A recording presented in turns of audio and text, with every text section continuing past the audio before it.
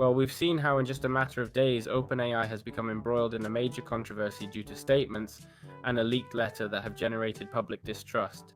To understand where all this started, we need to review what happened step by step, because this discussion didn't just come out of nowhere. It all began when OpenAI's CFO, Sarah Fraser, mentioned in an interview that the company wanted the federal government to provide guarantees for financing large chip purchases for data centers. By stating that such backing would lower borrowing costs and enable larger loans, she immediately sparked a debate.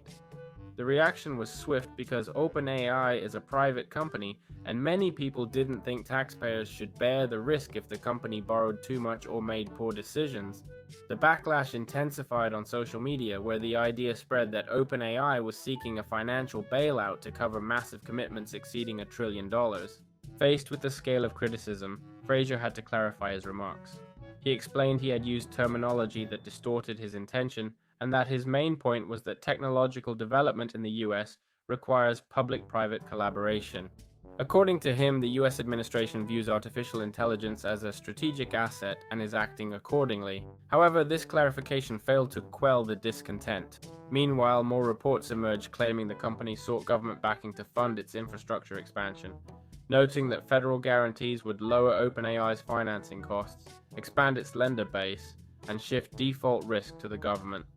This intensified concerns about how the company planned to cover its $1.4 trillion in commitments through 2030. Pressure mounted until Sam Altman publicly clarified that OpenAI had discussed guarantees with the government, but only regarding chip factory construction to strengthen the national supply chain. He emphasized they hadn't requested state support for their data centers, and believed taxpayers shouldn't bear private company losses or determine which businesses survive. But the debate took a turn when a letter sent by OpenAI to the White House Office of Science and Technology a few days earlier came to light. This document contained requests that many saw as contradicting what the company was stating publicly.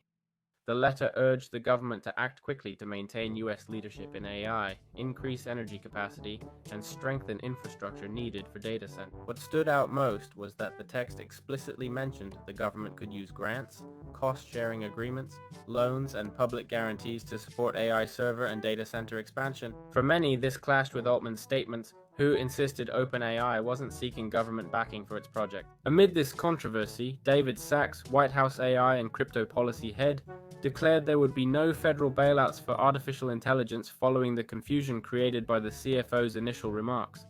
Another factor fueling the debate is how OpenAI interacts with major tech companies. It was noted that the company maintains massive agreements with NVIDIA, AMD, Microsoft, Oracle, and other major players. This financial web has led some to question if OpenAI has become so influential that its collapse could drag down much of the sector, even as the company insists that if they fail, others will step in.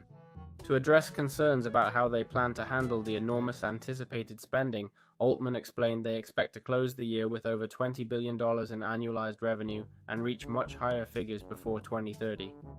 He added they're working on new business lines, including consumer devices, robotics, future AI systems capable of contributing to scientific discoveries, selling computing power directly to companies, and a specialized AI cloud service. In summary, what happened was a mix of misinterpreted statements, a document many viewed as contradictory, and a context of massive investments that raised questions about OpenAI's strategy and the government's role in all this. The controversy highlights the tension between maintaining technological leadership and opposition to private companies relying on public funding to finance enormous scale projects.